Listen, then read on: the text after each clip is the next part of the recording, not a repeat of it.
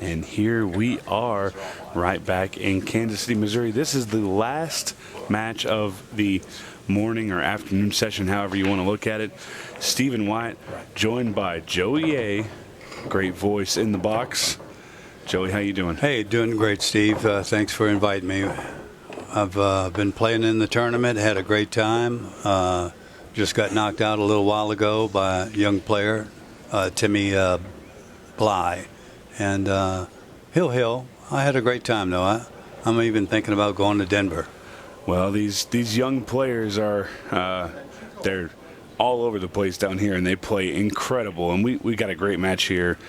Chris Melling, of course, and then local favorite Chase Stumfoll. It's really, really nice to see Chase have some success here, taking out Tyler Steyer early in the morning. But he's got his hands full because Chris is an absolute monster. And Chris maybe not getting the start that he wanted here. He had a decent shot, and now he's got to take on a tougher one, but I think he'll be all right. Yeah. You got a little trouble. Cross bank on the 11, maybe? I think the 8 ball is too much in play. Yeah. It's a little risky at the very least. Then all he's got left is a safety, if there's one. Yeah, there's an absolute flyer in the 14 ball, and I think that's what he's looking at, cutting the 14. Oh, no, he's going to go with the cross. I don't like this with the 8 ball there, but he's super precise. What else does he have? Yeah. Yeah. And did Chase a huge favor there, but then also hurt him a little bit. Tied up 5 ball. ball. Yeah. And Chase, a smart player, he automatically notices his trouble ball and says, how can I get this thing out?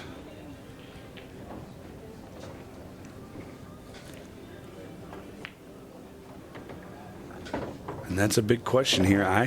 This is the shot here, the 4-6 combo. Right.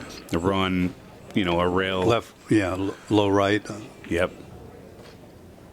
Well, he might even be trying to run into that 14. No, he's doing the shot. Oh, watch out, cue ball. He came out better than the scratch, but it's not ideal. He's got a long shot on the 1 ball. Shape doesn't carry extremely simply to the next 2 balls. If he can squeeze that 5 past the 12 ball, he might have a shot on the 1, either in the corner or the side pocket. Yeah, that 5 is tight, but how about the 4? He can make the 4 in the side, but to the side boy, pocket. those side pockets are tough. Yeah, the first day we were here, the shootout, the felt was extremely slick, and the lack of friction made the pockets play pretty big, but the side pockets especially are really tightening up today. And it's I saw that with Shane Thompson in that last match with Bergman. What a nail biter that was. Ooh, Hill.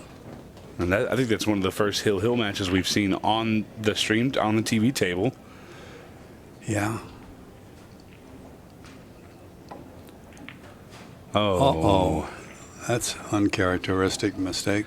Yeah, and you notice what he did there. He stood up, and then kind of as he was stroking through the ball, and that is a mistake that Chase doesn't usually make. Usually very good about holding his posture. Very important not to move when you're shooting the ball because it can change everything about the shot. That's what happened to me. I had an easy run out against Timmy and flinched just a little bit. I mean, sometimes it's those situations that we know what we did afterwards, but right. In the moment, it just kind of slips our mind. Well, I think I was living in the future, thinking about the win, going to make the final 32, and just stoked about that, and should have stayed in the present, and I'd have been fine. I mean, I think I could make it that shot 100 out of 100 times. Yeah. And this is a little bit smaller of a field than what we had in Louisiana. Right. We offered 256 spots in Louisiana, and I believe we had somewhere around 190. Yeah. So not exactly a sellout there, but a ton of players. Right. So 128 filled. This one filled up. In fact, we didn't have a single spot available come the week before this tournament. Shootout 100% full. Women's, juniors, and open all full. Yep. So definitely be on the lookout for Ultimate Pool USA coming to your area. Joey, have you seen the information on the Ultimate Pool USA League? A little bit, yes. A little bit. Not a whole lot. So, obviously league play in America is a big deal. If you play pool, and I mean play pool, not just, go to the bar and shoot some balls with your buddy, but if you play pool, you probably have played in a league of some sort. And Sure. Ultimate Pool USA is really bumping up the bar. They have a great system in place, their handicap system, the way their handicaps alter the match with the rundown system. But the big thing here, and it was announced just over a week ago, $100,000 to the first place team at our grand finals event next year in 2025. Incredible. That's a huge sum for one team to earn. Yeah, a maximum of 8 players on your team. So if you do the math, you're looking around $17,000 a piece. It's pretty nuts. I can't remember the last time I won a tournament and won $17,000. No, that I don't even dream about those. Well, one team is going to be dreaming about it here in the next year because that's a. And where's it going to be held at? Don't have that information yet. I think they're either still finalizing details. But I'm sure it'll be in a nice destination, somewhere where people want to travel. The nice thing about Ultimate Pool USA is this is a league, a tournament setting. It's all ran by pool players. I play pool. Mm-hmm. Our president plays pool. Our CEO plays pool. Our social media star plays pool. Maybe not as well, but. Everybody plays pool, so we understand what pool players want. It's really been a pleasure to play in the tournaments. They're run very efficiently, and a lot of the American players may not be familiar with the international 8-ball rules, but there is a reason for all of these unique rules. And I'm here to tell you, it's good for pool. And on the surface, some of the rules may seem, very too easy. Yeah. But it's not too easy. It's this requires a great deal of skill. Play them, with a shot clock, 30 seconds, 15 seconds in the later matches. That's takes a lot of skill and a lot of composure to sit down and keep your cool while you're running out these racks of 8-ball. Yeah, the rule set is really unique, and I agree with you there. And there's some rules that us as Americans may not enjoy, rules that have been around for a while, and there hasn't really been an alternative to, something like not having to call your ball. Well, a lot of people are going to say, oh, well, you can just hit it anywhere. Well, yeah, you can, but if you do that, you're not going to win because overall, it's a precision sport. So you don't see a lot of luck in this game. Yeah, you're going to see a fluke every once in a while, and maybe it alters the match, and maybe it doesn't. But overall, when you add in the shot clock and stuff like that, pressure. Yeah, it's not entirely reasonable to have to call your ball. Because as players, we mostly know where it's going anyways if you're sitting on the sidelines. So, I mean, it is a very unique rule set, but I think, like you said, and I don't think anybody said it any better, there's a reason for these rules, and you can't just luck your way out. No matter what the rules say, it is a very, very tough game to play, no matter the rule set. Sean Jones, earlier on the stream table, he confidently lined up a combo from a stripe to a solid. And us in the commentators booth, I was in here with young Sam Henderson. Okay. And me and him both picked up on it right away. He said, well, this is going to be a loss of turn because you can't do that here. Yep. And another big one that the USA fans probably aren't used to is you cannot intentionally foul. And somebody said, well, why is that a rule? Well, I'll tell you why it's the rule.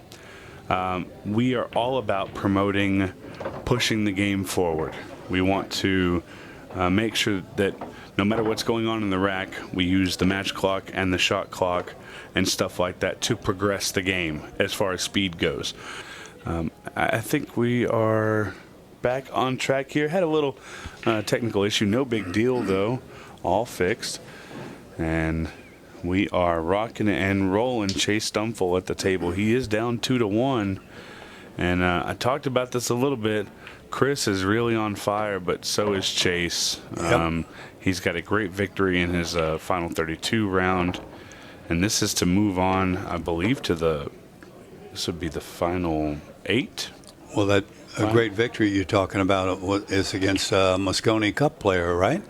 Yeah, Tyler Steyer has been to both of the Ultimate Pool USA events, came runner-up in the Louisiana Open. Yep. But, however, in this situation, he's going to take an earlier exit than that from this young man right here.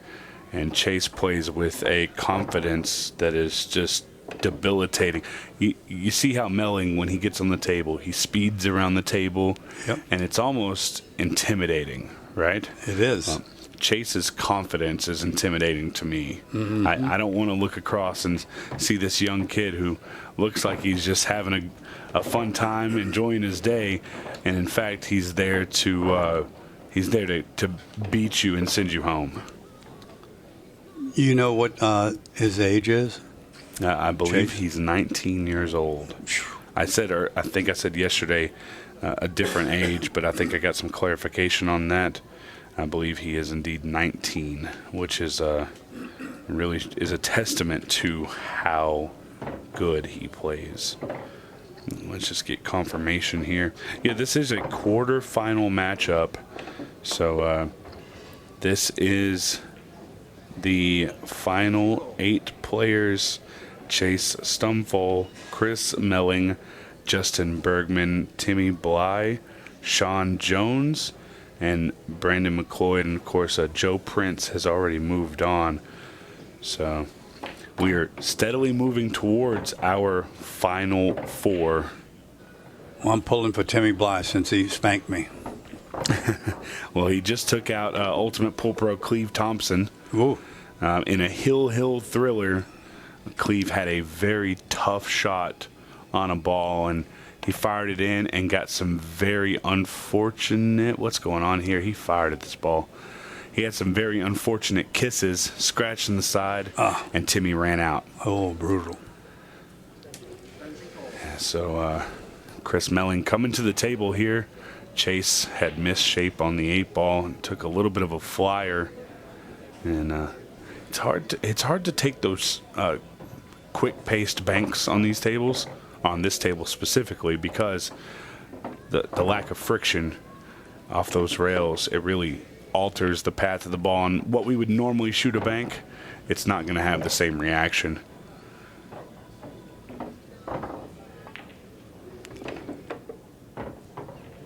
And this is a really good run out here by Chris. To be fair, he didn't have any big trouble balls, but one of the best to do it.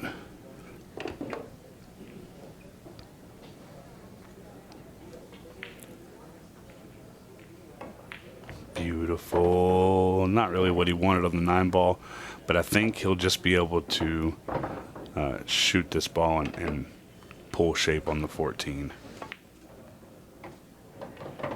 That was unusual shape. That's actually one of my favorite shots there, is playing a little bottom inside and forcing your cue ball 3 rails. Though you normally don't see it to get around one end of the table, you usually see it to go all the way around the table. Right. But Chris there going up 3-1. Single elimination. Does make things interesting, doesn't it? Yes, indeed. I do like the redraw, though. I like the fact that you can't really claim your easy brackets, because sometimes, Sometimes you get an easier bracket Yeah. than others. That's right. If I end up on one side of the table with players who are not as experienced as I am, and you and Chris and Shane Thompson and Justin Bergman are all on the other side, I'm feeling great. Look, don't put me in that class. Stop it now. I don't need that. Well, I don't play too bad myself, but I do know how you play, and I respect your game a lot. Thank you. That's very nice of you. But, in a standard double elimination tournament, it is possible to get an easier bracket and to be True. almost, not necessarily guaranteed, but have a good chance at a hot seat match without really having to play a strong player. And I think the redraw takes that away. Right.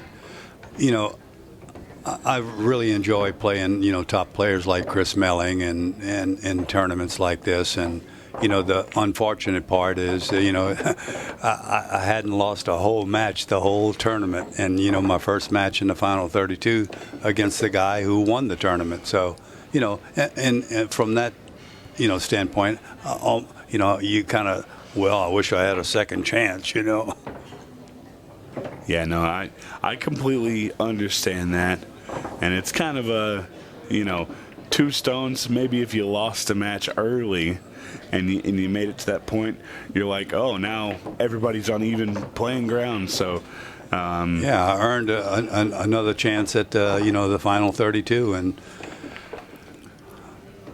yeah, it's definitely glass half full, glass half empty, depending on which side of the bracket you're on. But I don't think Chris is concerned with anything other than winning this match, because he's going to go up once more. And Chase is in trouble here. It's 4-1. Chris has a lot of humbleness, but he's also, when he knows he's correct, he knows he's correct. yeah. And that's okay, because when you play at his level, you deserve that respect in that manner. Chase here, he got a break where he made a ball, but, man, it's really nasty. I'm not sure what my preference would be here. Looks like he's going to try stripes.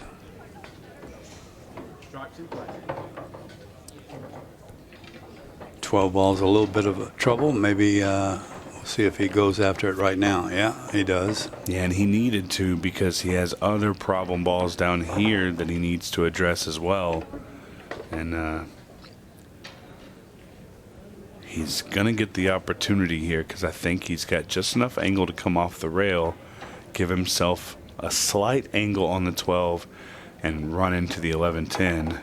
Oh, he went for the gold. The dreaded side pocket. And all he got was coal.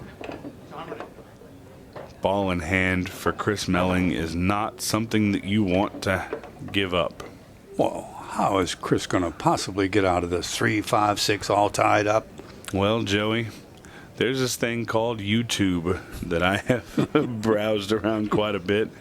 And let me tell you, you ever want to see Chris Melling get out of some stuff, just type his name into that bar. I like the one with he's playing 8-ball, and the 8-ball doesn't have a pocket that can go in, and his opponent's balls are spread all across the table, and he shoots a 4-railer, goes right in between a set of balls, and makes the 8-ball just phenomenal. Well, I'll tell you how he's going to get out of this one. He's going to play a very strong safety and attempt to get ball in hand here. This is a tough shot no matter who you are kicking at this ball. Ooh, it made a good hit. Look at that. What a shot by Chase Stumfoll. Wow. Now, Do you shoot the 11 into the 7 and try and move the cue ball down table? No, he's got to. Oh, he's got to get out. How's he going to do that?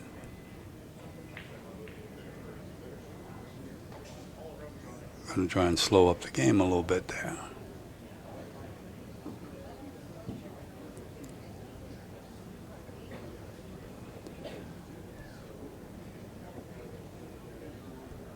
Maybe bank the 6. I don't see this as. Let's see what happens.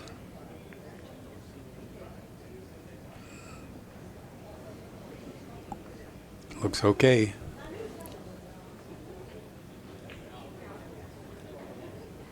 He's got to be careful about kicking soft here in case he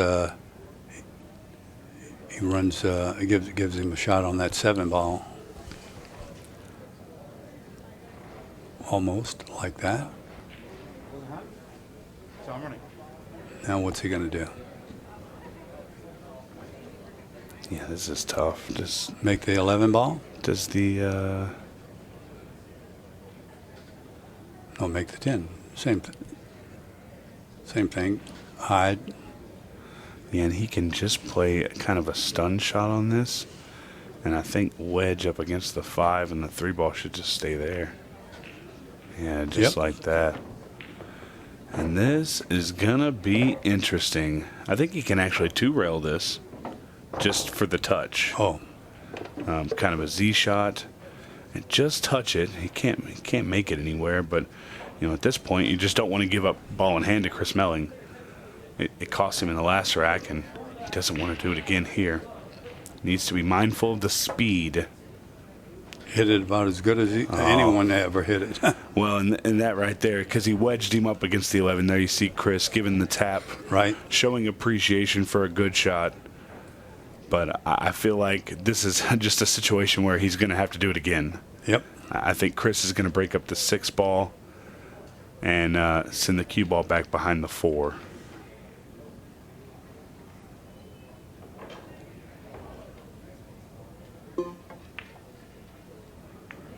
Uh-oh. Made a ball. Yeah, not sure if he was really trying that. Maybe he saw it was close to dead, but regardless, he's got a shot now, and had he missed it, Chase would have been in more trouble again. So he might try and get shape on this 6 ball and bump that 7 at the same time. And Chris having a little laugh with Chase there, probably implying that he had no intention of making that combination, but he's going to handle it well here. I don't see any big issues. I think his breakout ball, okay, maybe he didn't want to chance the breakout, so he's going to let Chase kick at the 11 again. With ball in hand, I think Chris is a favorite to break this ball out, but he's not going to get ball in hand. Chase's kicking ability is fantastic.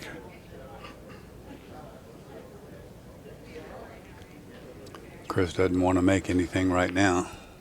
Just keep hiding and try and get that cue ball in hand so he can get that 7 loose. Yeah, and I think he wanted to take the angle away for the 1-rail kick shot, and that's what he did. So now Chase is really going to have to go at an awkward angle.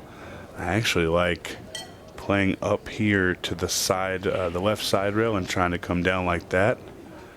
But it's such a tough angle.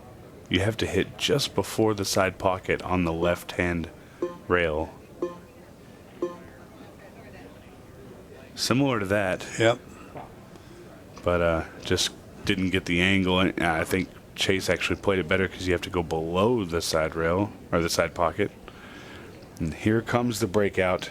Chris pointing to where he wants to hit the 11 ball. Move the 7 forward.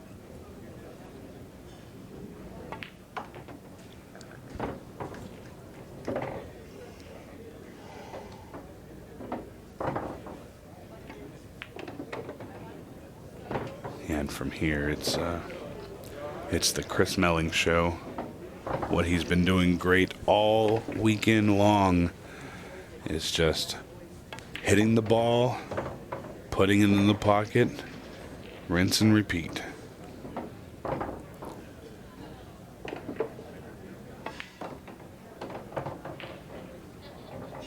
Long bridge, incredible speed control.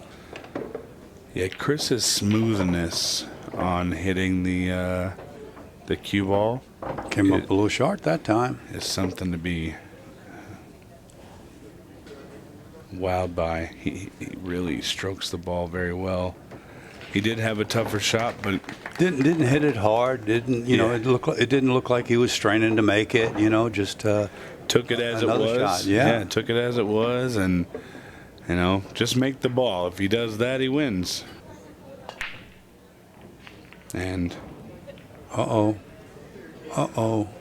look at that! wow. You seldom see a cue ball hang up in the pocket like that on these valley tables, especially the corner pockets. Yeah, it's not very often, but what a bracket we have, Joey. So when you think about the names that were in this, you've got Tyler Steyer, you've got Mike Banks Jr., some of these names that we know a little bit more, Shane Thompson and Jordan Shepard, who we've all learned a lot about this weekend. Yep. None of those guys in. Shane Thompson just barely he got beat by Justin Bergman. He played great. That was the match of the tournament. Yeah. Yeah, absolute match of the tournament. Justin and Shane. Heartbreaker for Shane, but somebody's got to win. Yeah. There's always one loser, and you never want it to be you, but sometimes you don't have much of a choice. He really only made one mistake in that match. It was just a missed ball early. I think the score was 3-2 or something like that, and one mistake cost him the match against the Iceberg. Chase coming with it. And I think the inevitable matchup that we all want to see is Justin Bergman and Magician. the Chris Melling, but Chase wants to put an end to that. Yep. And I'm sure Timmy Bly would love to steal Justin Bergman's place in the semifinals.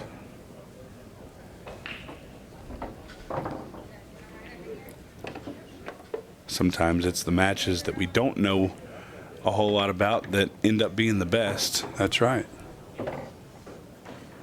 So Timmy Bly, Joe Prince, Brandon McLeod, all names that I'm unfamiliar with until this weekend. Now I know who they are. Their stock has risen. Dell Sims calls Prince. Oh, that's my princess. They're buddies. Joe Prince is he's a character. He's a character. We have a lot of characters in the United States, and most of the guys that have come over have been a little quieter, a little shyer. They're just enjoying the experience. Joe Not so much. is So. having some fun. He's really enjoying the experience. There's nothing wrong with that. No. I like a player who has some fun with it and shows a lot of emotion. I know Chase Stumfoll is not gonna like this. Oh. Yeah. Well, that's the last thing you want to happen when you're down 5-2, and there's a fairly open table in front of you. If he can manage to make the 12 ball makeable, Chris should be out. A neat rule is that, when they scratch like that on the break, there you go. You see it right now. It's not just any ball on the table above, outside of the kitchen. You can shoot an object ball in the kitchen. Yeah, so very unique. I think it goes to show that, again, the rules are there for a reason. Why should somebody get punished if your opponent breaks and fouls? But again, you don't want to make it too easy by giving up ball in hand everywhere, so put it behind the line, but you can shoot any direction. I think it's a great rule, and of course, we've only seen it one time today that I know of.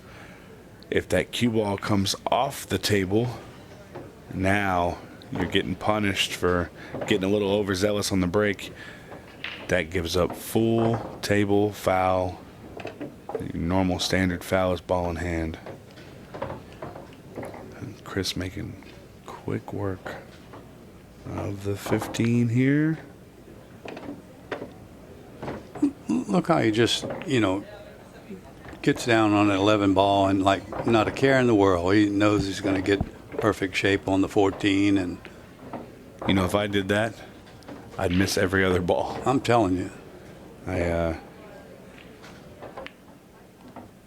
did the 6-ball shootout earlier just for fun over on one of the back tables, and having to shoot quickly like that, I missed multiple times.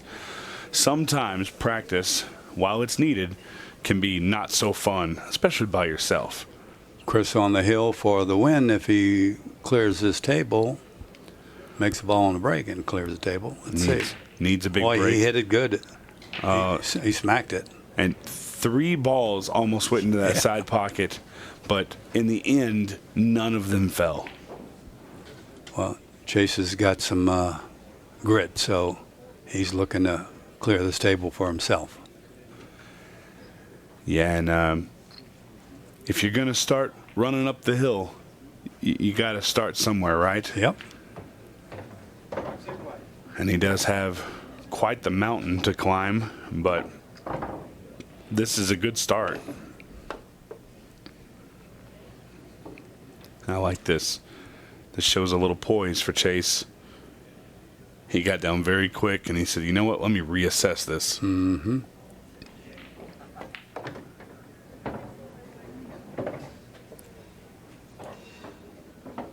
Yeah, you might want to take that 10 ball.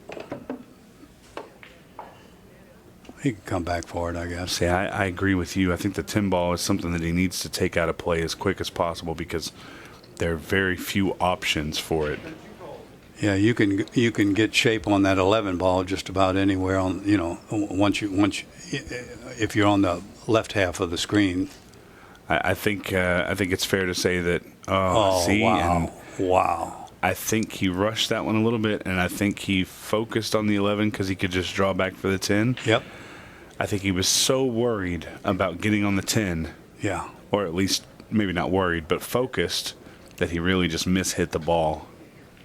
Well, there's no doubt, the side pockets have created more misses than any other pocket.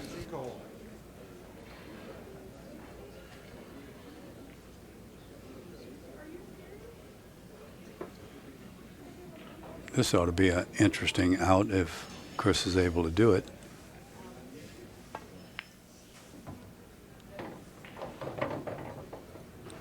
And he's played this quite well.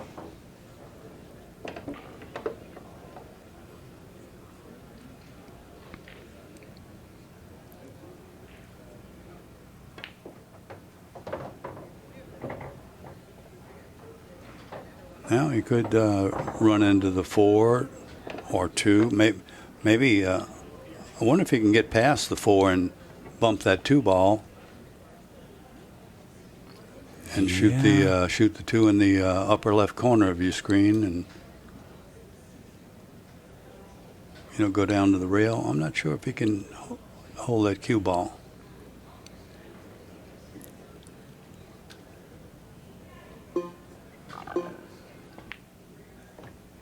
Well, that was certainly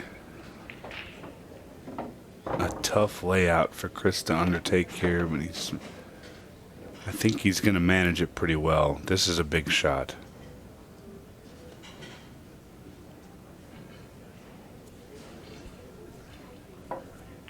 Oh, wow. Cut the 4 and bump the 2.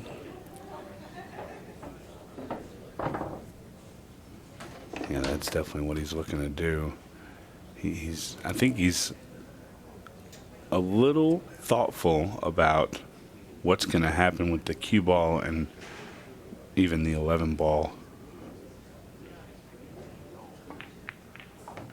Yeah, and he took a lot of care into deciding what to do there, and it didn't really work out for him in the end. He's got trouble here. He does have a shot on the side, but it doesn't put him in a good position for the 6. Nope. What is he looking at here? I I think he may be trying to maneuver this cue ball into the 12 to then bump the 6-8, but these side pockets are tight. Doing a lot. Look at you call this. it. You call it. But No he's love. still, yeah, he played a good shot. And I think that's the only shot he had. That's the only reason I called it, Joey, because I think it's the only thing that was there. The 6 ball going in the top corner is really, really tough. Don't want to scratch off the 12. And I think you're going to see this go in at light speed. Overcut. Yep. Oh, and it doesn't have the speed to get there. No. Wow. Well, Chase has an opportunity here to steal this rack, and we would have been looking at Chris Melling on the hill. And Chase a little lackluster on that one. He really didn't think about it. We're not in the 15-second time frame yet. I think it would do him well just to slow down a little bit.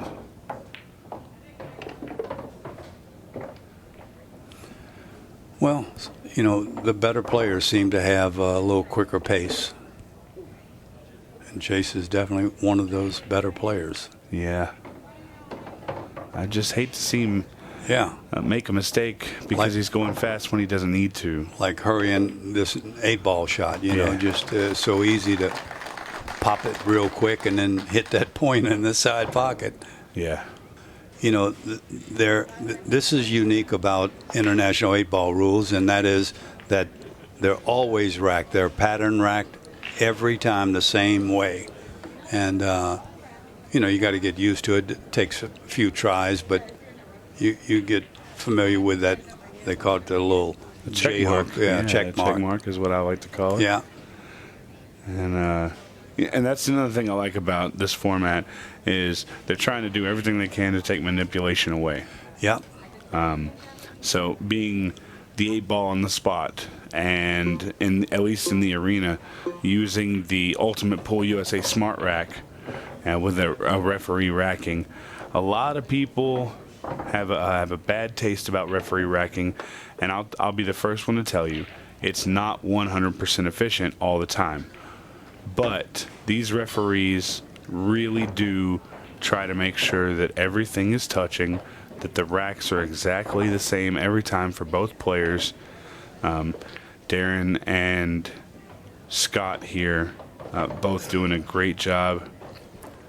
I've used a smart rack. A friend of mine has one, and we practice regularly, and it's a great rack. I think before, if they have any more left, I'm going to pick one up while I'm here. Yeah, I got one as soon as they went on pre-order from Ozone Billiards. Oh, I remember that. That's where you can get those, is Ozone Billiards, if they don't have any here, Joey.